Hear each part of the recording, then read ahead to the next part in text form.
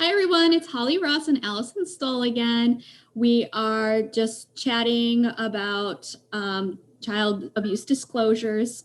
We figure since April is Child Abuse Prevention Month, now is a great time to do it.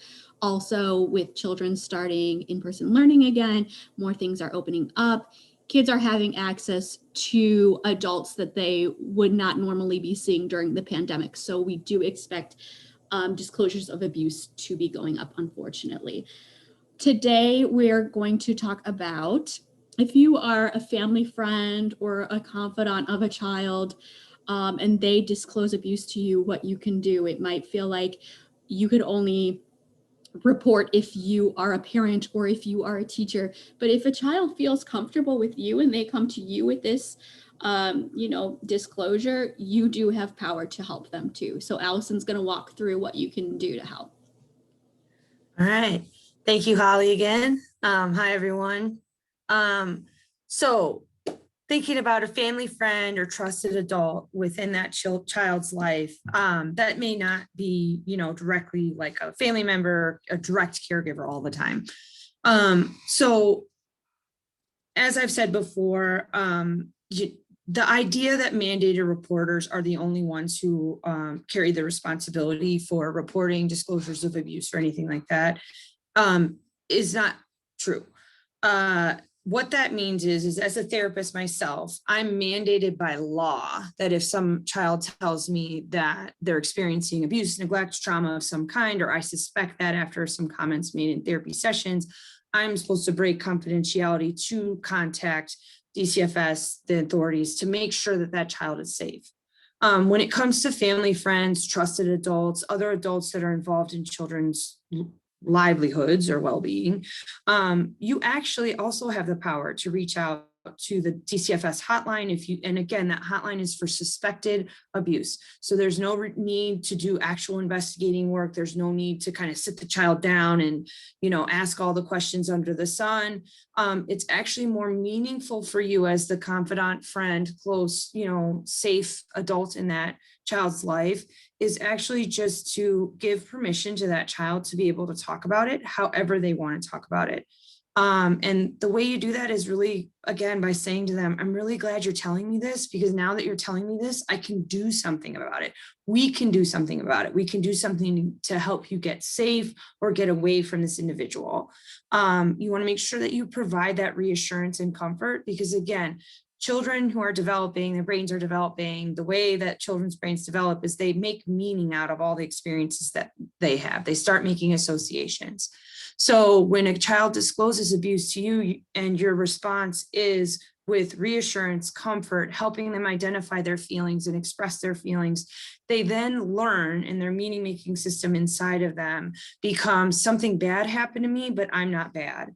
Whereas if you have other responses that are not necessarily open-ended questions or more asking why, you start to elicit, and in anyone you would elicit that if they ask a why question of there's a responsibility or there's a sense of guilt or shame. So please stay away from those kind of questions. And again, just reassure them they're not to blame.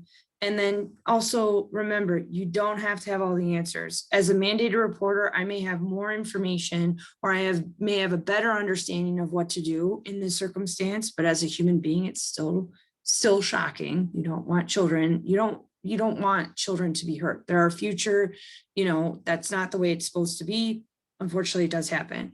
So I use my experience. I have a little bit more experience in responding to this, but that experience doesn't take away that shock or distress or anything like that. So if you're feeling that, that's totally fine, totally normal. But while the child is talking, you try to remain as calm as possible. Try to get down to the child's level so that you're not standing over them or it's not intimidating. And then also, just remember you don't have to have all the answers. The abuse hotline for you guys out there, if you need to know it, it's 1-800-25-ABUSE. And again, the responsibility of a friend, confidant, close family member, safe adult is really just to meet the child where they're at, reassure them that this is not their fault. Tell them that you're glad that they said something, because if once they say something, we can do something about it. And then also don't feel the pressure, the expectation that you should know how to do everything, that you shouldn't have all the answers, and also that you need to verify that this is true before proceeding with calling DCFS or the local law enforcement. The whole idea of reporting abuse is that you can just suspect it. You're suspicious that it's happening. And then that triggers a cascade of events that gets the CAC involved, where we have trained forensic interviewers to actually go through what was that child's experience. And then that child doesn't have to repeat their story over and over again. So you are in a particularly powerful position, but also don't take that powerful as like pressure. There's no pressure. If you don't know, you can reach out to the CAC and ask like, hey, what is this? What should I do? You can also call the DCFS hotline and tell them this is what was said. I don't know what to do with that. They are all trained. We are all trained to help you with that. So again, remember that as kids are going back to school, as they get access to more of these trusted adults, things may come out and they could be distressing. That's okay. You're allowed to have that feeling, but then also know that put yourself in that child's shoes and think about, how would I want someone to respond to me if I'm taking the first brave step to come forward and say that I've been experiencing abuse from another adult in my life.